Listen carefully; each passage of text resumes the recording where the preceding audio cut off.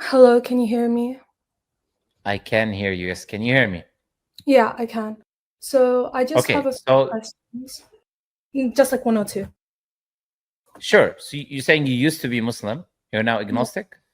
Yeah. Are you Arabic? Arab? No, no. Okay, sure. So So what are yeah, yeah. go ahead. So basically, I kind of began realizing and thinking deeply and objectively. So Allah is the creator of the universe. He created everything. He created the concept of intellect, being wise, and in like everything. I do not understand why such a wise higher being cares so much about being acknowledged and almost being boasted about. It seems very illogical to me that such a high being would care so much about that. I understand to an extent that's reasonable to demand acknowledgement, so to lead to the good pathway, to be prayed to because praying is good or whatever. But to the point where if you don't, even if you're a good person, but you don't believe in Allah, you go hell. I just think that's a unnecessary, illogical level for a high being. Well, I'm sorry to say, but nothing you presented is has to do with logic. It's more emotional.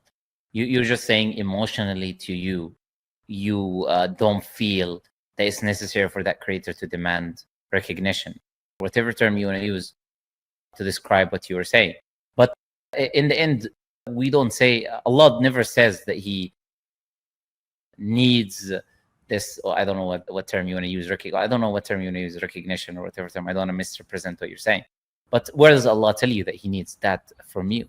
Allah explicitly says the opposite in the Quran. If God wanted everyone to worship Him, He can make everyone worship Him. An all-powerful creator who has already created angels that worship Him 24/7, as Allah says in the Quran, they're like righteous, honorable servants that they don't precede Allah in speech and they do everything that Allah commands them to do.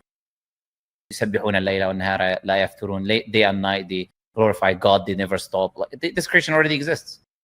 So if God willed and wanted for us as humans to only worship God 24/7 or do recognition or do whatever you want to say, He would have made us do those things. But there's a difference between Him being worthy of it and it being something that is common sense, that you need to show gratitude to the one who's given you everything that you have. And in the same time, the way you're trying to portray it, where God is like, oh, I want everyone to worship me. No. Allah says in the Quran, in Allah ghaniyun ankum, Allah is free of you. He doesn't need you. But He doesn't please disbelief for His servants. He doesn't want you to be a disbeliever. He's not good for you to be a disbeliever. Allah says, Ya ayyuhan nasu antum al-fuqara'u ila Allah. Oh, mankind, you are the ones in need of Allah. Allahu al-ghani al-hamid. Allah is the self-sufficient. In yasha yudhibkum wa ya'ti bi khalqin jadid. If He wishes, He would vanish you and bring a new creation. وَمَا ذَلِكَ عَلَى اللَّهِ بِعَزِيزٍ. That's not difficult for Allah. So Allah explicitly in the Quran and repeatedly tells us that He doesn't need us. Of course, He is independent. That's what the word as-samad means. That's what one of the essential attributes of God. God is independent of need. He doesn't need recognition or whatever term you want to use from anyone. On the other hand, He deserves recognition. Now, what do we mean by that? Let's say I go to the or let's give an example of one's family, for example. Let's say you're born, your parents took care of you, and you, as a kid, changed your diapers, they fed you, they taught you, they took you to schools. Your father was working day and night, and your mother took care of you and raise you. Do they deserve your thanks and gratitude and recognition, or they don't? Now, yes or no? They do. They do. Now, if I were to come and say, why are your parents such horrible people that they think that they deserve recognition and they're upset because you're not treating them good and not listening to them? Now, it's me portraying something which is just, which is deserved to be given to your parents as an evil thing by a manipulation of words. That's essentially what you did. If you think So about I it, can. okay. So, but the thing is, you even if you're a good person, you obey everything that Islam would genuinely dictate. But simply because you do not believe in Allah, you will, I believe, will go hell. So imagine if the parents, they have a child who behaves, that doesn't sleep around, gets good grades, has a successful job, and because they don't acknowledge the parents like kill them or punish them as an equivalent to hellfire, I would see that as unfair and an emotional thing, for like an unnecessary thing to happen. Oh, okay, the example doesn't work. Obviously, there's a problem in the example, because you're saying right now, if parents, not only are they going to take care of you, they literally created you. You're missing that part. They are the only reason you exist is because they brought you into existence. In the case of God, this is the case. It's not just God, they did some good things to you and raised you and took care of you. No, God actually, without God, you don't exist to begin with. So you are assuming like I made this bottle, created the bottle. Nobody, if I start like, smashing this bottle or something, nobody's going to say anything about it. It's my product. I made it. That's why we say, Inna lillahi wa inna ilayhi raji'un. We are, Inna lillahi means we belong to Allah and to Him we shall return. We are created by God. We are being that we would not even exist if Allah did not bring you into existence. It's not as simple as He gives you things. But not only that, Allah creates you. Allah gives you life. Allah gives you this beating heart that you use every single day, every single minute. Now, calling Allah, trying to call Allah, portray Allah in an evil image. Right now, He's allowing you to do it. He's allowing you to speak it. He's allowing you to say it. He's allowing you to express it. And He's allowing you your heart to beat, allowing your breath to be taken, giving you provision while disbelieving in Him. Now, there is nothing more merciful and loving than this. If God was the image that you're trying to portray, you'd disappear now the minute you even say something about the Creator. If God wanted it, like you said. But no, a Creator created us and put us in this life as a test. And then made the test easy for us because He wants goodness for us. He made the test easy for us. He told us, okay, if you do one good deed, you take 10 times up to unlimited amount.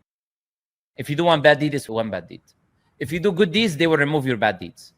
Okay, you have all of these bonus points, let's call them. Your Ramadan, Allah forgives all the previous sins of the last year. Allah is making doors open for you to make things easy for you so you can achieve paradise and eternal bliss, which is another favor that you don't deserve because from the minute you existed, He's been giving you everything. Now, if your parents created you and you breathe every minute because of them, and every single thing that happens in your life is because of them, and then in the end, you don't even acknowledge their existence. Like they don't exist. They're talking to you and like you're pretending it's the wall. It's the wall next to you. Like, of course, there's no more injustice that you could do towards them. Not only that, but what some people do is they give the gratitude to something else. You can give that gratitude to whatever other things. Now, you said if someone is a good person, that is a term you use. Where do you define what was good and bad from? What's your criteria to determine good and bad? As in, say if a person is morally good according to the Quran, like, as in the fact that they But that's not your criteria. They cannot be morally good according to Islam without believing in God. You cannot be morally good in Islam. So which criteria are you using to say this person is morally good? They don't harm anyone. They commit good deeds. That's not a criteria. What do you mean by by criteria? You said under the Islamic criteria, they are a good person. I'm explaining to you under the Islamic criteria. Doing everything other than believing in Allah. So it's impossible. No, as in just being a good person, being modest, not harming. You see, you are using a subjective Western criteria of what is a good person. When you say everything, you're just talking about the rights of servants. Meaning, they're good to other humans. Nobody does everything good anyways to other humans. Everyone is doing bad to other humans in the same time. But assuming they do some good things to other humans. And then you just took God out of the picture. That's not a good person in an Islamic point of view. Just like the person who just does the right of God and then is evil to the people is also not a good person in Islam. The Prophet spoke to his companions one day and he said, do you know who is the bankrupt? Of course, the companion said the person who doesn't have money. Prophet said, no, that's not the bankrupt. The bankrupt is the person who prays all night, reads Quran, and does all of these good things. But then he steals from this person, he curses this person. So he's doing the right of God by praying and giving charity and whatever. But then he's stealing from this person and speaking bad about this person, whatever. There's a balance in Islam. There's rights of servants and rights of God. You're not a good person for doing one and leaving the other. And nobody can be good by denying the one who's given them everything they have. The one who's created them and given them. An emotional just thing like for a higher being. What's emotional about what I said? As in Where's the emotions there? wanting acknowledgement for what they've done to you. For example, being humble. Again, did I respond to that by saying, what do you mean by wanting acknowledgement? I said God deserves it. He doesn't. God deserves it. What do you mean by want? Where does God say, I want your acknowledgement? Where does God say that? But by praying to Allah, is that not acknowledgement? When you pray to Allah, do you get benefit or not? Maybe, but it's more so. No, it's not. No. It's not a maybe. Do you get benefit or not? Yes or no? Yeah, possibly. Okay. Lucky, you're playing semantics here. You're not being sincere. Of course, the answer is yes, you do. If I see it, it's good because it's a form of meditation. Yes, it is beneficial. But not just from an atheistic point of view. I'm saying from an Islamic point of view. You are internally critiquing Islam. If you're internally critiquing Islam, then in Islam, the prayer... It's definitely... Yeah. Okay, so you're critiquing from an Islamic point of view. You're not critiquing from an outside. So if you're critiquing from an Islamic point of view, that creator, that prayer is good for you, doesn't benefit God. I already told you, Allah told us He doesn't need it, it doesn't benefit Him. So why do I go home and reject the benefit? Why? It's because you deserve God it. gives me medicine. Because you deserve it. He deserves it, but it wouldn't. That's no. You would deserve the punishment. If I don't get it, you go, how? No, I said you would deserve the punishment for not doing that good thing, which is a must, which is the recognition for the goodness that you've given. Your ungratefulness is an immoral act, of course, and it requires a punishment. And the greater the ungratefulness, the greater the punishment. So nobody would do all these things as a Muslim, but just because I believe and I'm grateful that I believe in Allah, but I could do all these sins, I'll get accepted. But if I don't do accepted, what do you mean by accepted? I don't think as in I go heaven eventually. Oh, eventually. So eventually after what?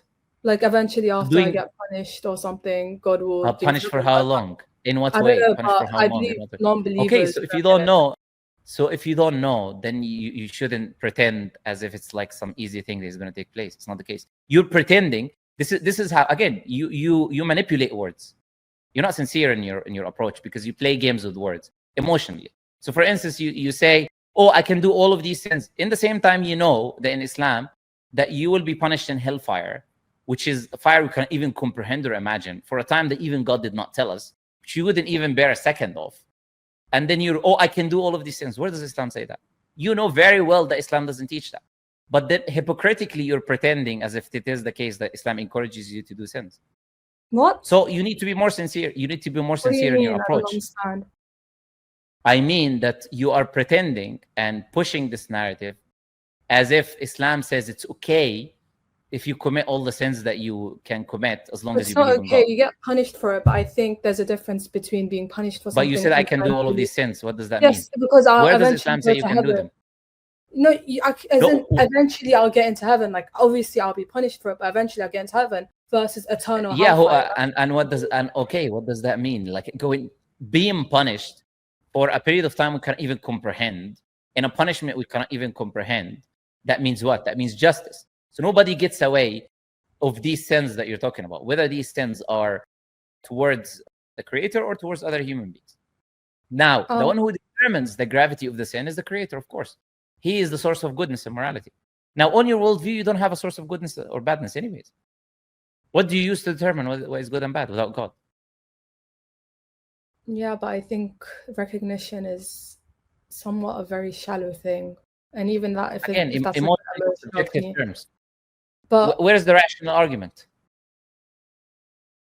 Okay, what's so bad about not recognizing God? It's ungratefulness, but I don't think ungratefulness outweighs so many sins that it blocks ungratefulness to what level? Ungratefulness to what level? It's great ungratefulness.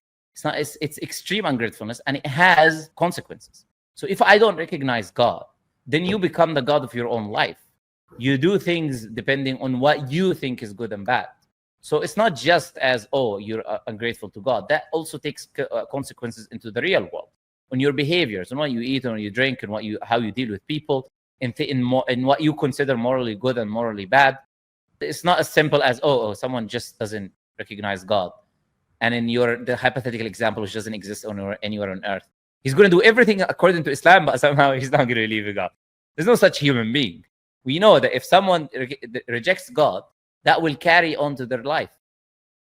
It will have consequences. It will have them doing whatever they want, drink whatever they want, date whatever they want. They will steal if they want to steal. They'll lie if they want to lie. What's the problem in doing it? No issues. They become their own God, and depending on as a product of their society, they will follow what their society tells them they can and cannot do. Okay, but so ungratefulness. So a non-believer can be grateful to everything, but when he's ungrateful to God, he goes hell. But when a Muslim is grateful to Allah, come on, like I told you these hypothetical look, you're really arguing emotionally right now, and you're not presenting anything rational. You already know this. There's no such thing as an atheist grateful for everything. That doesn't. But it's an example, obviously. But I don't. No. We talk in reality now. We're not going to talk in hyper. We cannot use impossibilities as examples. We know that's an impossibility. So unless you provide a possibility, and that can be maybe a critique, but there isn't any critique there. I've already said, what are you using to critique anyways, to determine whether it's good or bad? The recognition of God. What are you using to determine whether that is a good or a bad thing? What are you using? I'm not saying the recognition of God is a bad thing. I think recognition of God is a good thing, but I don't understand why the recognition of God, it's the not recognizing God is like the biggest sin, to the point where it determines. Because it's not just about recognition. Because it's not just about recognition. A believer in Islam is not just a believer in Islam. A believer in Islam is not just someone who says God exists. A believer in Islam, in Iman, has 3 conditions. To believe in the heart, which is a recognition, the belief in the heart first, and then the statement of the tongue, which is the recognition, the shahada, and then the actions. Now, all of these things have to exist together. And these actions are now what is going to influence not only him and his benefit, but also the society and people around him. There's no such thing as just the recognition.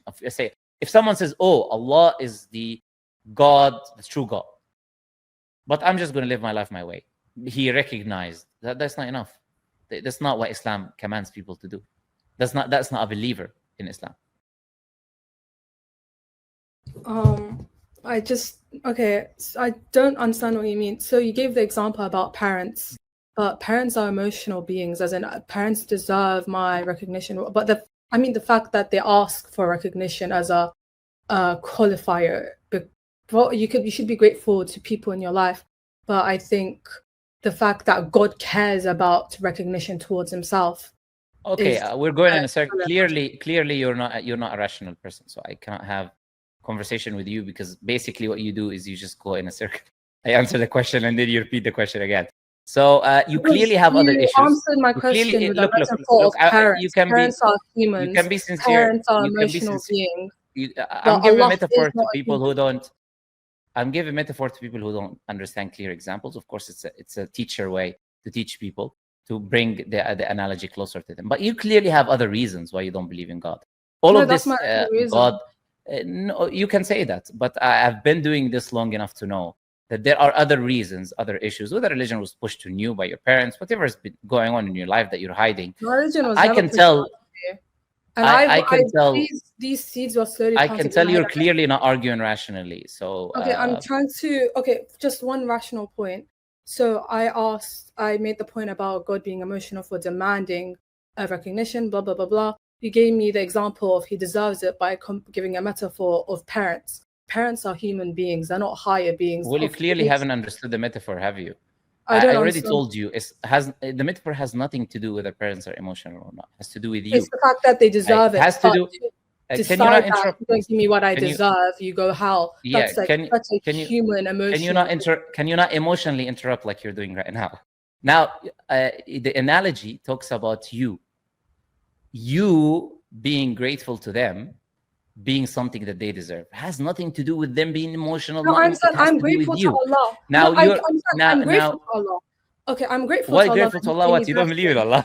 How can you be grateful to Allah? I'm speaking retrospectively, as in at the time, I was like, oh, I'm grateful to Allah. He gave me everything. But Why, if I'm not grateful to him, he will reject me? Why, if I'm not grateful, why Sure. does So God, we've already been he's through not a that. human So being, I'm why I'm does not he the type want of us person so who much? goes in a circle. All right. I think you like going in circles, and like I said, you have an emotional argument. It's been responded to, but you repeat the question again. Doesn't mean the That's question because has I been don't not been understand. answered. If I don't understand, I'm Sure. gonna ask I mean, again. there's when you die, and in your grave, you will get a clearer vision of understanding at that time. Anyways, I've done my It's too best late by then. But presenting to thank you you. the answers to the questions. Bye bye. يا دعاة رب السماء يا من صنعتم في الأرض نورا يا قلوبا فيها الوفاء بشركم اليوم السرور